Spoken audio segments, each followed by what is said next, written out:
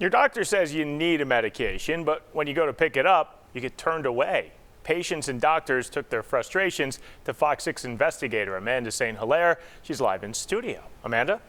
Ben, the medication designed to help people fight addiction is also potentially addictive. So as doctors, pharmacists, the state, and the feds try to balance treatment with oversight, patients say they're the ones who are dealing with unintended consequences. It's supposed to be a quick errand, but all this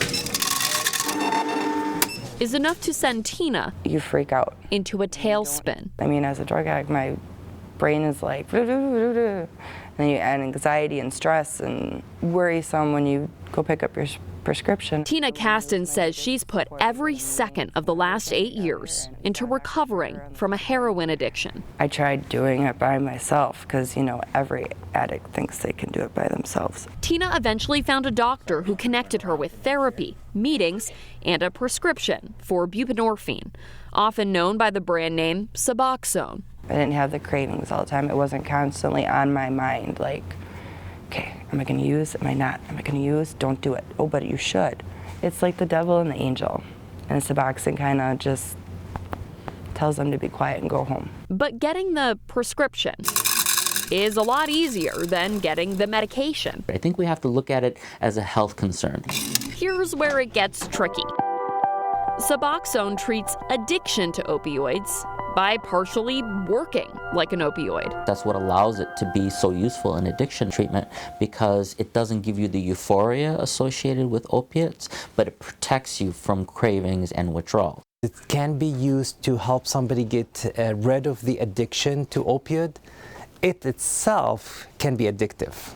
So the pharmacist has to balance between the risks and the benefits of the Suboxone, and that can be a challenge. A challenge putting patients like Tina in the middle. You have one day that you'll be okay because it's still in your system, but after that, I mean, you have sweats, headaches, you sneeze all the time, you're throwing up. The FOX6 investigators talked to 13 other people who did not want to be identified, but did say they have also had trouble getting Suboxone prescriptions filled in Wisconsin over the last year.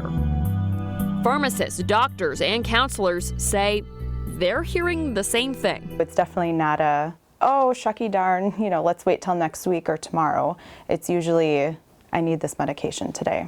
Oh, it totally takes them off their tracks of recovery, because they're so focused on the withdrawal and their physical pains of withdrawal and their emotional pains of withdrawal. Oftentimes, patients will likely relapse with the drug that they were offending in the first place. Unfortunately, it's not as easy as black and white. The shades of gray start here. We are currently in the throes of a opioid crisis. Ignited the state's opioid crisis. The opioid crisis has gripped every state, leading to an increase in addiction treatment medication. Wisconsin has seen a 66% jump in Suboxone dispensations since 2016. But while access to Suboxone gets easier, actually taking it home gets harder. To curb opioid abuse, pharmacists will turn patients away if there are too many red flags. Cash payments, signs of doctor shopping, driving long distances to fill prescriptions. But one person's red flag can be another person's reality. So many patients actually need to travel distances because there's no provider in their rural communities. Wisconsin has more than 1,000 in-state pharmacies with active licenses. It sounds like a lot, but depending on where you live, the closest pharmacy may not be close. And once you are there, no guarantee the Suboxone will be there. If they have it, great. If they don't, you're SOL. It's not easy to get your prescription switched to a different pharmacy, and you don't get extra Suboxone just in case. That's by design, to prevent abuse. But when someone like Tina has to wait 5 days for her medication, I was like, I can't drive right now. It's more than an inconvenience. There's that little voice, since you don't have your safety net, that little voice like, well, if you just do this, you'll feel better. You'll get your, you'll get your homework done. You'll get your kids taken care of, And that sometimes that voice is a scream. I think it's important for pharmacies to identify what their rules are and what their protocols are. The The FOX6 investigators asked 8 pharmacies about their policies. Most wouldn't talk. 2 provided some information, and 1 We tell our pharmacists to use their professional judgment. went on camera. The fact that we are local make it easier for us to create our own policies within the general pharmacy law. Doctors say they want more consistency from pharmacies, but pharmacists say the law leaves a lot to their professional judgment, case by case. The feds say that's on purpose because a local chain like Hyatt naturally operates differently than national chains. There's still productive members of society that are taking it, and they have years clean and they're doing great. Don't count them out because someone else is abusing it. Tina says she wants protections against Suboxone abuse, but hopes the system will change so that getting her medication can go back to being nothing more than a quick errand.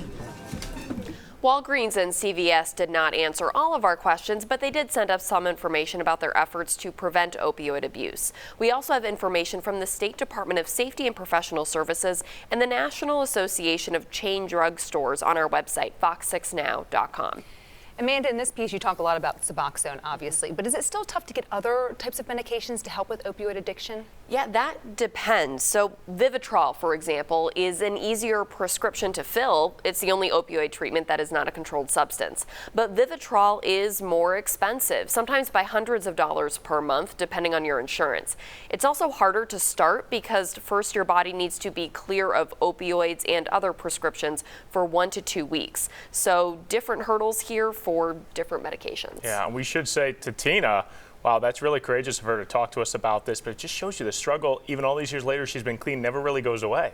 So. Yeah, it's going to be a lifelong struggle for her, and she told us that the Suboxone hasn't done the hard work for her. She's done the work, but she feels the Suboxone helps. Yeah, and a lot of people are going through that. Man, great. Appreciate it. Thanks. Thank you. Still to come here on Fox 6